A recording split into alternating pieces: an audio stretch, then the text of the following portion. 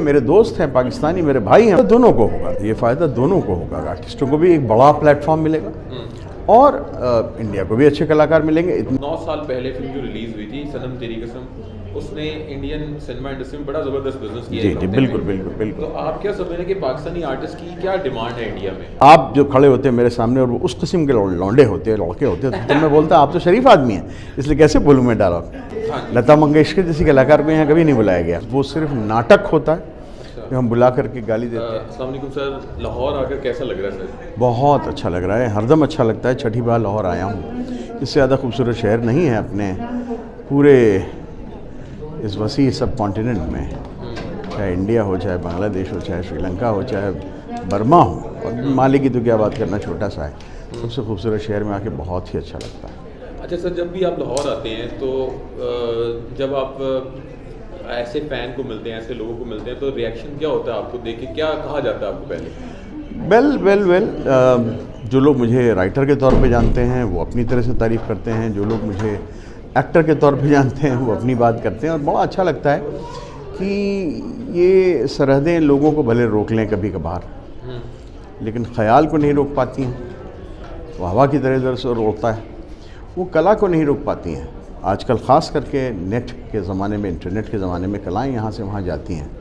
और फिर जब फैज़ मेले जैसे चीज़ में कलाकार आते हैं तो और भी अच्छा लगता है। अब देखिए, आज फैज़ की पोएम पे यहाँ अभी अरण्यनी नाम की एक हिंदुस्तानी डांसर ने भरतनाट्यम में फैज़ की कविता मत रो मेरे बच्चे, जो फ़िलिस्तीनी बच्चे के नाम उनकी लोरी थी, जिस तरह से किया उसने हिंदुस्तानी डांस फॉर्म में, देखने लायक था। तो ये जो दोनों चीज़ें मिल जाती हैं सरहदें तोड़ के, बहुत खूबसूरत लगता है। अच्छा सर, वालेकुम सलाम। अच्छा, आपने छठी बार लाहौर आकर देखा है, मतलब हम अगर टीवी साइड पर देखें तो एक बहुत बड़ी जंग लगी रहती है दोनों मुल्कों के दरमियान। जब आप ग्राउंड वो सिर्फ टीआरपी के लिए लगी रहती है। वो सिर्फ नाटक होता है जो हम बुला करके गाली देते हैं, और आप बुला करके किसी से हिंदुस्तानी से ज़रा तलखी से और पूछते हैं ये कैसा हो रहा है और ये क्या हो रहा है, वो कर रहा है। ये सब नाटक है। ग्राउंड पे ऐसा नहीं है। ग्राउंड पे ऐसा नहीं है, लोगों में ऐसा नहीं है। सियासत में ऐसा हो सकता है, सियासतदानों में ऐसा हो सकता है, लेकिन ग्राउंड पे लोग तो वही हैं ना। और इंसान की फितरत है मोहब्बत करना, मतलब नफरत करना नहीं। अच्छा सर, पाकिस्तान की फिल्में जो हैं वो ना इंडिया में लग रही हैं, ना इंडिया की फिल्में पाकिस्तान में लग रही हैं। बट अभी 7 तारीख को पाकिस्तानी कलाकारा है मावरा हुसैन, उनकी 9 साल पहले फिल्म जो रिलीज़ हुई थी सनम तेरी कसम, उसने इंडियन सिनेमा इंडस्ट्री में बड़ा ज़बरदस्त बिजनेस किया। जी बिल्कुल बिल्कुल बिल्कुल। तो आप क्या समझ रहे हैं कि पाकिस्तानी आर्टिस्ट की क्या डिमांड है इंडिया में? नहीं, डिमांड तो बहुत है, लेकिन डिमांड बहुत है इसलिए हमारी फिल्म इंडस्ट्री की कुछ लोगों ने कहा नहीं इनको रोक दिया जाए, क्योंकि इंडियन कलाकारों को भी यहाँ नहीं अलाउड है। लता मंगेशकर जैसी कलाकार को यहाँ कभी नहीं बुलाया गया, ये भी एक बात है। जबकि पाकिस्तानी कलाकारों को हमने कितने खुलूस से बुलाया है, बार बार बुलाया है अपनी फिल्मों में गाने के लिए, वो भी एक बात है। तो ये जिस दिन ये बातें ख़त्म हो जाएंगी उस दिन और प्यार बढ़ेगा, उस दिन और आसानियाँ होंगी, और हम उसी दिन का ख्वाब देखते हैं। अच्छा, अगर पाकिस्तानी आर्टिस्ट अब, क्योंकि ओडीए टैक्स के बाद से लेकर अब तक कोई भी पाकिस्तानी आर्टिस्ट काम करने बॉलीवुड में नहीं गया, जी। अगर पाकिस्तानी आर्टिस्ट को अब इंडिया में बुलाया जाता है तो इसका फ़ायदा किसको, बॉलीवुड को होगा जो कि री रिलीज फिल्में कर रहा है, या फिर पाकिस्तानी आर्टिस्टों को होगा?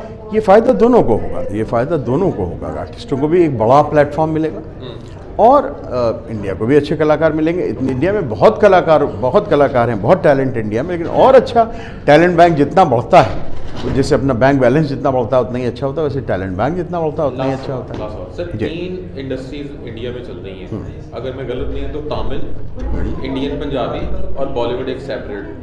तो बहुत इंडिया का सिनेमा जो है, it's not called Indian cinema, it's called cinemas of India.